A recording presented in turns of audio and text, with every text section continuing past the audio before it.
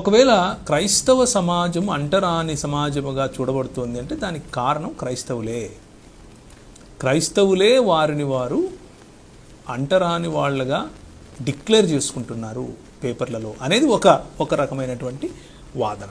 దానికి తోడుగా ఇంకొక సమాజంలో ఉన్నటువంటి ఇంకొక సత్యం ఏమిటి అని అంటే, మీరు ఏ సామాజిక వర్గం నుంచి వచ్చినా సరే మీరు క్రైస్తవులు అనగానే మీరు దళిత సామాజిక వర్గానికి చెందినవారే అన్న ముద్ర వేసే ప్రయత్నం, అదే పనిగా కూర్చుని కాదండి నేను ఫలానా కులం నుంచి ప్రభువుని నమ్ముకున్నాను అని చెప్పుకోవాల్సి వస్తుంది అని కూడా కొంతమంది యొక్క అభిప్రాయం. అసలు ఎందుకు చెప్పుకోవాలి, సమాజం ఎందుకు ఇలా చూడాలి అనే ప్రశ్నకు జటిలమైనటువంటి ప్రశ్న అది.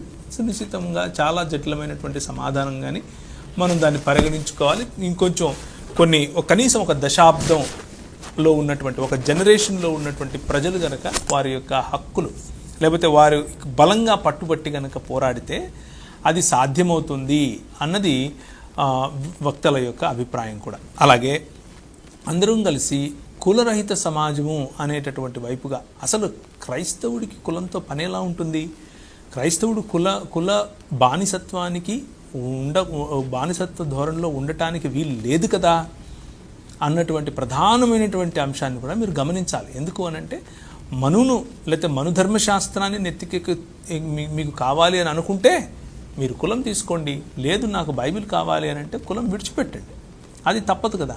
కులం విడిచిపెట్టినంత మాత్రాన సమాజం మిమ్మల్ని ఆ వివక్షకు గురి చేయటం లేదా, చేస్తుంది. కులంలో ఉండి పోరాడతారా, కులాన్ని కాలుతో తన్ని పోరాడతారా, మీరు ఎంచుకోవాలి. మిమ్మల్ని పాలిస్తున్నటువంటి కాపరులు మీకు ఎవరైతే వాక్యోపదేశం చేస్తున్నారో వారిని ప్రశ్నించండి, తప్పేం లేదు. మన సంఘంలో ప్రశ్నించడం తప్పేం కాదు. ప్రశ్నించడం ఈ ప్రపంచానికి మనం నేర్పించాం. మన కాపరిని కూడా ప్రశ్నించవచ్చు.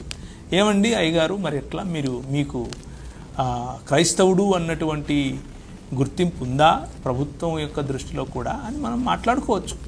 ప్రశ్నించుకోవటం అంటే కొట్లాడుకోవటం కాదు, మాట్లాడుకోవటం.